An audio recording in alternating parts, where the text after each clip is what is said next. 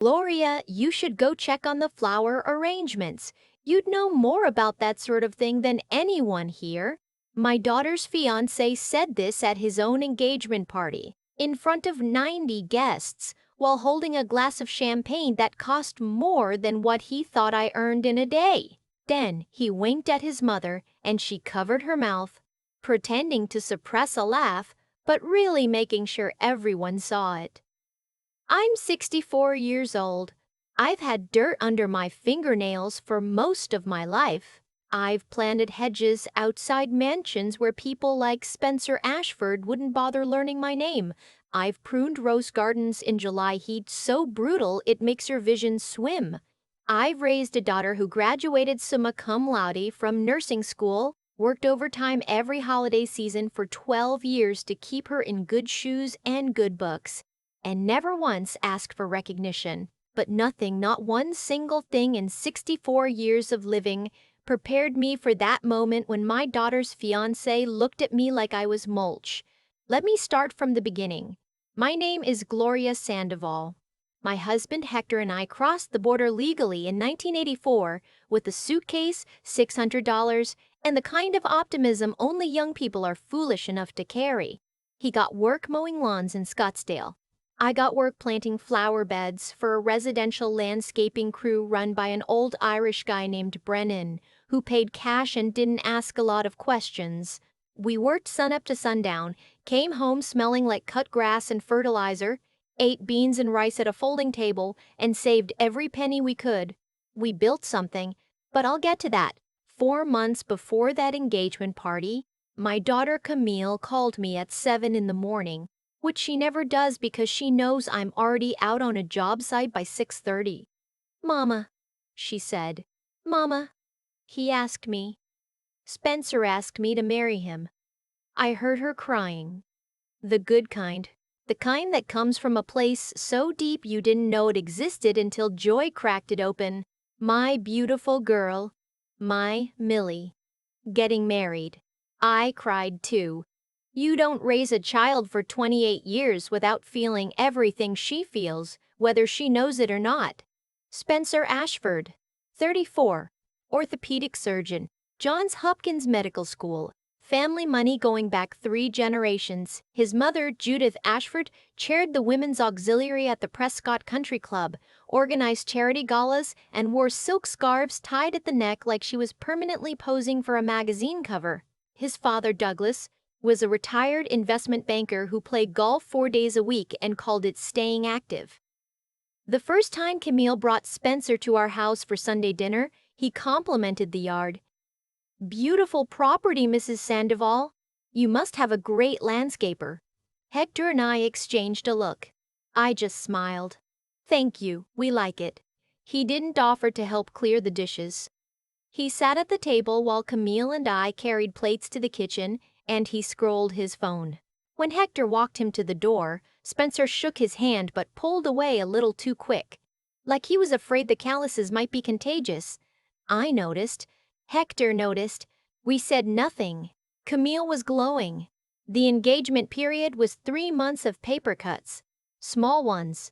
The kind that don't bleed much individually but add up until your whole hand stings. Judith never used my name. It was always Camille's mother, or your mother, or, once, at a dress fitting, her.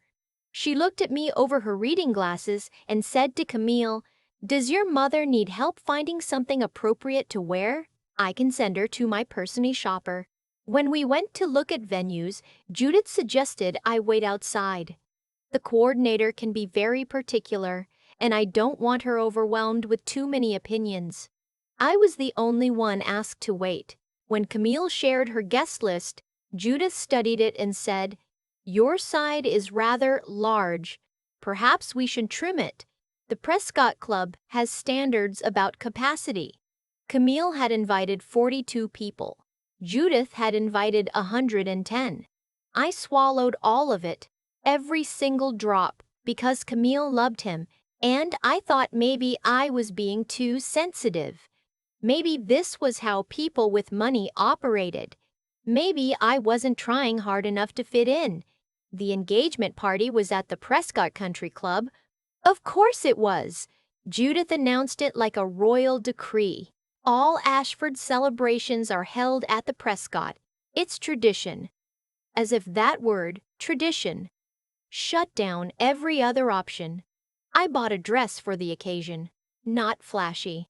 A deep burgundy with a modest neckline. I had it altered at a shop on 7th Avenue. Hector wore his best suit, the charcoal one he bought for Camille's graduation. He looked handsome. Nervous, but handsome. We arrived 20 minutes early because Hector believes being on time means being late. The event room was stunning. Vaulted ceilings, French doors opening onto a terrace overlooking the golf course, white peonies in tall glass vases on every table. I recognized the landscaping outside, the boxwood hedges trimmed in spirals, the jasmine climbing the east wall, the ornamental cherry trees along the cart path. I knew that landscape like I knew my own reflection, but I'll explain that later. I looked for our name cards, found them at table 14, in the far corner, near the service entrance to the kitchen. Hector's jaw tightened. Spencer's parents were at table 1, his surgical partners at 2, his college fraternity brothers at 3. Camille's nursing colleagues were scattered across tables 9 and 10. My sister Pilar and her husband were at table 13. Table 14. We were literally behind a support column. Mama. Camille appeared, radiant in a white cocktail dress, her hair pinned up with the pearl clip I'd given her on her 18th birthday. You look beautiful, Mama. So do you, Mija? I held her face in my hands. So do you. Where are you sitting? Table 14. It's fine, Millie. It's not fine. Millie? It's not fine. Her face changed. That quiet fury I recognized from when she was 7 years old, and a boy at school told her she'd never be a real American. She grabbed our place cards. I saw Spencer intercept her by the bar. They spoke in low tones, his hand on her elbow, his jaw set. She pulled the cards away from him. He gripped her arm, not roughly, but possessively. She looked at his hand until he let go. Then Judith appeared. Silk blouse, diamond earrings, perfume you could smell from across the room. She leaned into Camille's ear, said something. Camille's posture collapsed by a quarter inch. You wouldn't notice unless you'd spent 28 years watching that spine grow. Judith patted her cheek and glided away. Camille came back to us. Place card still in her hand. Eyes glassy. Table 14 is fine, Mama. Let's just have a good night. The party began. Toasts. Speeches. Douglas told a story about Spencer winning a regional sailing trophy at 15. Judith spoke about the Ashford legacy, 4 generations of physicians and financiers serving the community. She used the word legacy 6 times. I counted. No one mentioned Camille's academic honors. No one mentioned that she'd worked pediatric ICU during COVID, 12-hour shifts in full PPE, holding iPads so dying patients could say goodbye to their families. No one mentioned Hector or me at all. It was as if Camille had materialized from thin air at age 25 when Spencer first noticed her at a hospital fundraiser. Then it happened. Dinner was being served. Pan-seared halibut with truffle risotto. I was eating quietly, concentrating on which fork to use, trying to be invisible when I heard my name float through the room. Gloria? At the head table? Absolutely not. Judith's voice, coming from the terrace just outside the open French doors. She was standing with Spencer and Douglas. She didn't realize the acoustics of that vaulted ceiling carried sound like a cathedral. She's making a fuss about the seating. Spencer's voice, irritated, bored. Does it really matter where they sit? They should be grateful they were even included. Douglas chimed in. Keep your voice down. People are listening. Nobody's listening, Spencer said. And honestly, Dad, this whole thing has been awkward from the start. You've seen them. Her father looks like he's going to mow the lawn after dinner. He laughed. Maybe we should let him. The grounds could use some attention. Judith laughed too. That thin, social laugh that's really just cruelty wearing lipstick. Then she said the thing that made my stomach fold in half. Well, we certainly can't have them at the family table. Imagine Dr. Hartwell asking what Gloria does for a living. Oh yes, my daughter-in-law's mother trims hedges. Spencer's voice pitched high, mocking. She pulls weeds for a living, mother. She's practically a gardener. They laughed, all three of them, a family, bonded by contempt. My face went hot. Hector's hand found mine under the table. His grip was iron. His eyes were wet, which scared me more than anything, because Hector Sandoval does not cry. Not when he broke his wrist falling off a ladder in 2003. Not when his mother died. But hearing his future son-in-law call him a punchline, that broke something. Should we leave? He whispered. No. I squeezed his hand. Not yet. Not for us, for Millie. But Camille had gone to the restroom, and the restroom was off the terrace hallway. And she heard everything. I know because I watched her walk back in. Her face was white, then red, then something I'd never seen before, something beyond anger. Something like clarity. She walked straight to Spencer, said something low and sharp. He rolled his eyes, actually rolled his eyes at her, said something dismissive. She raised her voice. The room went still. That's when Spencer Ashford made the worst decision of his life. He raised his voice right back. In that quiet room, in front of 90 people, half of them colleagues and social connections he'd spent years cultivating, your parents need to learn their place, Camille.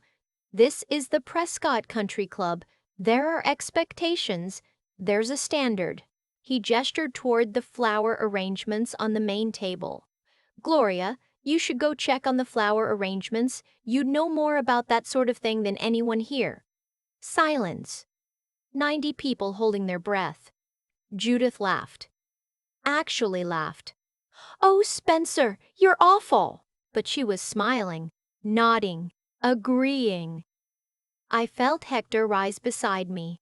Felt Camille's face cycle through every emotion I'd ever taught her to manage. Felt the weight of 90 pairs of eyes landing on me like stones. I'm 64. I've been dismissed before. I've been invisible before.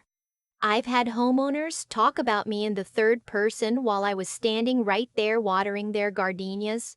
But never like this. Never at my daughter's celebration. Never in front of her future. I stood up. Slowly, I smoothed my dress. I folded my napkin and placed it on the table. I looked at Spencer Ashford. Looked at his pressed shirt and his Swiss watch and his inherited confidence. No, I said. Quietly at first, then louder. No, I won't go check on the flowers. I'm not the help tonight, Spencer. I'm your fiancé's mother. I was invited. I belong here. Excuse me? He looked genuinely confused, like a dog that just got told no for the first time. Mama. Camille was next to me. Her hand slipped into mine. Let's go. Camille, sit down. You're embarrassing yourself. Judith was standing now, clutching her pearls. Literally clutching them. Your mother is causing a scene. My mother isn't causing anything. Camille's voice shook, but it carried. I heard you. I heard all three of you on the terrace. Every word. Spencer went pale. Camille, we were just... You said my father looks like he's going to mow the lawn. You said my mother pulls weeds for a living. You laughed. She looked at Judith. You said you couldn't have us at the family table because Dr. Hartwell might ask what my mother does. The room was paralyzed. I saw Spencer's surgical partner set down his fork. I saw Judith's best friend lean back in her chair like she was trying to physically distance herself from the scene. Camille pulled the engagement ring off her finger. A 2.5-carat oval diamond. She set it on the table next to her untouched halibut. The sound it made against the plate was small, but every single person heard it. You're being irrational, Spencer said. He reached for her. Don't touch me. She stepped back. My mother worked in 115-degree heat to pay for my education. My father dug trenches, planted trees, hauled stone until his back gave out, and then he kept going. They never missed a single one of my volleyball games. They drove 45 minutes each way to take me to SAT prep. They ate rice and beans so I could have new textbooks. Her voice cracked. That's more than you've ever sacrificed for anyone, Spencer. You love the idea of me. Nurse from a humble background makes you look magnanimous. But you don't love me. You never did, because if you did, you'd love the people who made me. Spencer opened his mouth. Nothing came out. Camille grabbed my hand, then Hector's. We're leaving. Come on, Mama, Papa, let's go home. We walked out. 3 across, through that beautiful room with its vaulted ceilings and its French doors and its white peonies. Behind us, Judith's voice rose in outrage. Douglas was hissing at Spencer. Chairs were scraping. But we didn't turn around. In the parking lot, Camille fell against our truck and sobbed. Not delicate crying. The kind that comes from your gut, that shakes your whole body. The kind you can't fake. I'm sorry, Mama. I'm so sorry. I should have stopped it sooner. I saw how they treated you and I kept making excuses. I kept thinking he'd change, that once we were married. Mija, I held her. You stopped it when it mattered. That's what counts. Hector wrapped his arms around both of us, said nothing, didn't need to. His presence was the sentence. We took her home. Our house, the one in Mesa with the big yard Hector had landscaped himself. Bougainvillea along the fence, a lemon tree in the corner, a little stone fountain. Camille used to throw pennies in when she was 5. She slept in her childhood bedroom under the quilt my mother had made before she passed. Hector and I sat on the back patio. It was past midnight. The jasmine was blooming and the air smelled like childhood. She did the right thing, Hector said. I know, but my heart hurt for her, for the life she'd pictured, for the plans she'd made, for the version of Spencer she'd believed in. The next morning, Spencer called 11 times before 9 a.m. Camille let it ring. Then Judith called. I picked up. This is entirely your fault. Judith's voice could cut glass. You raised her to be ungrateful, to not recognize what she's being offered. Do you understand what the Ashford name means in this city?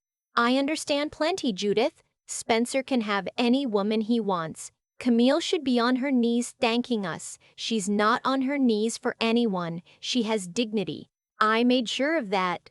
Dignity. Judith laughed. Is that what you call throwing away an Ashford? Do you have any idea what our family is worth? I know exactly what your family is worth, Judith. I've known for a while. I hung up. Over the next 2 weeks, Spencer tried everything. Flowers delivered to the hospital where Camille worked. A letter hand-delivered by courier. He showed up at her apartment at 11 at night. She called the police. He had his attorney send a letter demanding reimbursement for the engagement party costs, roughly $32,000. Camille forwarded it to a lawyer friend and forgot about it. Then something shifted. A call came in, not to Camille, but to me. Not from Spencer. From Dr. Warren Hartwell, Chief of Surgery at Desert Ridge Medical Center. The same Dr. Hartwell Judith had been so afraid of. Mrs. Sandoval, this is Warren Hartwell. I apologize for calling out of the blue, but I need to discuss something sensitive. I sat down. Go ahead. It's regarding your company, Sandoval Landscape Management. We've recently discovered that you are the owner. That's correct? I see. Long pause. Mrs. Warble. Sandoval, I owe you a personal apology. I was at the engagement party. I heard what Spencer said. I heard what Judith said. I was ashamed that I didn't speak up in the moment, but I'm calling now because our hospital board has just learned that the company maintaining our entire medical campus, all 4 buildings, the courtyards, the healing gardens, the parking structures, That's your company. Yes, it has been for 11 years. 11 years. Another pause. Mrs. Sandoval, your crew maintains the outdoor therapy spaces where our patients recover from surgery. The healing garden you designed for our oncology wing has been written about in 3 medical journals for its impact on patient outcomes. And Spencer Ashford, one of our orthopedic surgeons, told you to go check on flower arrangements. I didn't respond. I didn't need to. I'm calling to tell you 2 things. First, the hospital board wants to extend your contract. 5 years, $42 million. We've been meaning to renegotiate, and frankly, your work is worth more than what we've been paying. I gripped the phone. Second, Dr. Ashford has been asked to resign from our surgical staff, effective immediately. I sat very still. The board's decision was unanimous, Mrs. Sandoval. We're a medical institution. We serve everyone. The idea that one of our surgeons would publicly humiliate a service partner, a woman whose work directly contributes to our patients' healing, it's disqualifying. It reflects a contempt for the people who keep this hospital running, and we won't tolerate it. Dr. Hartwell. I found my voice. I didn't ask for Spencer to lose his position. I know you didn't. That's precisely why the board feels strongly about it. You never leveraged your position. You never demanded recognition. You came to our campus at 5 in the morning, inspected your crew's work, made adjustments, left before most physicians arrived. You've been invisible by choice, not by circumstance. Spencer assumed you were invisible because you didn't matter. That assumption is exactly the kind of thinking we don't want in our institution. I thanked him, hung up, sat on my patio for a long time. Let me back up now and tell you what Hector and I built. Because Camille asked me, 2 weeks after that party, and I told her everything. I started Sandoval Landscape Management in 1989. Just me, a used pickup truck, and a set of garden tools I bought at a swap meet in Tempe. I mowed lawns. I trimmed hedges. I planted annuals in rich people's yards and watched them bloom knowing they'd never ask my name. For 15 years, I was a crew of 1, then 2 when Hector joined full-time, then 5 when we hired our first employees. By 2004, we had 20 workers and a contract with a shopping plaza. By 2008, I pivoted to commercial landscaping, medical campuses, corporate parks, school districts, municipal contracts. Mama, Camille said, sitting at our kitchen table, coffee getting cold. How many employees do you have? 612. Her mouth opened. Nothing came out. We maintain grounds for 28 medical facilities, 14 school districts, 39 corporate campuses, and 6 municipal parks across 3 states. She stared. Including the Prescott Country Club. We've held that contract for 15 years. $14 million over that period. Every hedge Spencer walked past, every flower bed Judith admired from the terrace while she insulted me, my crew planted, watered, pruned, and maintained. Camille put her head in her hands.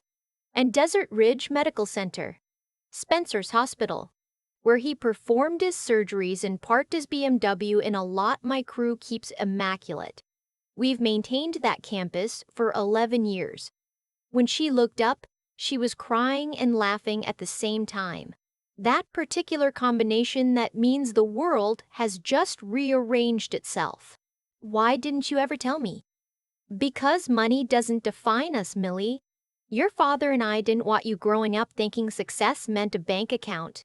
We wanted you to earn your own way, take pride in your own work, not ours. But I could have thrown this in Spencer's face. I could have told Judith, no. I took her hands. That's not who we are. We don't use money as a weapon. We don't wave it around to make people feel small. That's what people like Judith do. And look where it got her. She squeezed my hands. So what do? Nothing. Hector said from the doorway, we let it go. You dodged a bad one. Be grateful. But the world doesn't always let things go, even when you want it to. 3 days after Dr. Hartwell's call, another call came. This one from Reginald Chen, president of the Prescott Country Club's board of directors. Mrs. Sandoval, thank you for taking my call. I'll be direct. The board has reviewed the security footage from the Ashford engagement party. We've also received written complaints from 6 members who were present that evening. What was said to you and about you was a violation of our club's code of conduct. Mrs. Dard, Ashford's membership is being revoked. Mr. Chen, I'm not looking for punishment. This isn't Mrs. Sandoval, if I may. We've also only recently connected the dots between you and Sandoval Landscape Management. I'll be frank, I'm embarrassed. You've maintained our grounds for 15 years. Our members compliment the landscaping constantly. It's one of the main reasons people join. And the entire time, the woman responsible for how this club looks has been treated as though she doesn't deserve to walk through the front door. He paused. We're increasing your contract. $28 million over the next 10 years. And we'd like to feature your story in our quarterly member publication, How You Built This Company. What you've achieved. We think our members deserve to know who makes this place beautiful. I couldn't speak for a moment. Hector answered for me. He was listening on speakerphone. We'd be honored. Thank you. After we hung up, Hector and I sat in our kitchen. The same kitchen where we'd eaten rice and beans off a folding table in 1985. The same kitchen where Camille had done her homework every night while I packed client invoices at the counter. The same kitchen where we'd quietly built a $60 million company without telling a soul outside our accountant. You know what gets me? Hector said after a while. Spencer walked past our work every single day. The trees, the hedges, the courtyards. He parked in a lot we maintained. He ate lunch in a garden we designed. And he thought we were beneath him. I reached for his hand. People like Spencer don't see the work. They only see the worker. And they've decided the worker isn't worth seeing. He nodded. But our daughter sees. That's enough. It was. It really was. 2 months later, Camille went on a date. She hadn't planned it. She was at a farmer's market on a Saturday morning, buying lemons, and she bumped into a man reaching for the same bag of avocados. His name was Joel Takahashi, 31, second-grade teacher at a Title I school in South Phoenix. He coached Little League on weekends and drove a 12-year-old Civic with a dent in the passenger door. He asked for her number. She gave it. On their first date, he picked her up at our house. He shook Hector's hand with both of his. He hugged me. He asked about the yard, and when Hector said I designed it, Joel walked the entire perimeter asking questions about every plant. He spent 20 minutes admiring the bougainvillea. When he asked what I did for a living, I said I ran a landscaping company. He said, "That's incredible. Starting a business from scratch, building something with your hands. That's the hardest thing a person can do." He didn't ask how big it was. He didn't ask how much money we made. He asked if I was happy doing it. I said yes. Happier than I ever thought possible. He smiled and said, "Then that's all that matters, isn't it?" 7 months later, they were engaged. Small ceremony. Our backyard. Under the lemon tree, Camille used to throw pennies around when she was little. Joel's parents flew in from Portland. His mother, a retired librarian, spent the afternoon helping me arrange flowers. His father, a plumber with 30 years in the union, and Hector talked about irrigation systems until the sun went down. No country club, no vaulted ceilings, no 90-person guest list, just 40 people who loved 2 people who loved each other. Camille wore a simple dress she found at a boutique in Scottsdale. Joel cried when he saw her. Not a single tear either. The kind of crying that shakes your shoulders and makes you laugh at yourself. The guests laughed too. With him, not at him. During his toast, Joel said something I'll carry for the rest of my life. He looked at Hector and me and said, I didn't just fall in love with Camille, I fell in love with the people who made her. Because anyone who could raise a woman this strong, this kind, this brave, they must be extraordinary. And they are. I'm proud to be joining this family. Hector looked away, but I saw him wipe his face with his napkin. Spencer Ashford. Last I heard, he took a position at a smaller hospital in Tucson. Judith and Douglas resigned from all their boards quietly after the Prescott story circulated among their social circle. Judith joined a different country club in Paradise Valley, one that doesn't use Sandoval landscape management. I chat. And me? I still go out on job sites sometimes. Not because I have to, because I want to. I pull on my boots at 5 a.m., drive out to a campus or a park, and walk the grounds with my crew. I check the irrigation lines, I inspect the flower beds. I get dirt under my fingernails and sweat through my shirt and feel the sun on the back of my neck, and I feel like the richest woman in Arizona. Not because of the 60 million. Not because of the 600 employees or the contracts or the magazine features. Because I built something honest, something real, something that blooms. I'll never forget Spencer Ashford's face when he told me to go check on the flowers. That smirk, that certainty that he was above me, that he and his mother and their money and their name entitled them to treat me like landscaping. Here's what Spencer never understood. I wasn't less than him. I was the ground he walked on. Literally. Every perfectly trimmed hedge, every blooming garden, every immaculate pathway he strolled down on his way to his operating room, that was me. My hands, my company, my life's work beneath his feet. And he never once looked down long enough to notice. That's the thing about people like Spencer. They spend their whole lives looking down on others. But they never actually see what's below them. They never see the roots.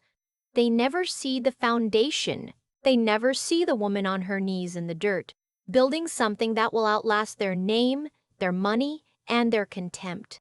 I know, because I'm still building. And Spencer Ashford is still looking down. But now he's looking down from a much smaller height. And I think somewhere in the back of his mind, on the days when he drives past a well-kept garden or walks through a beautiful courtyard, he thinks of me. He remembers the woman he told to go check on the flowers. And he knows. He's always known. That's why he laughed.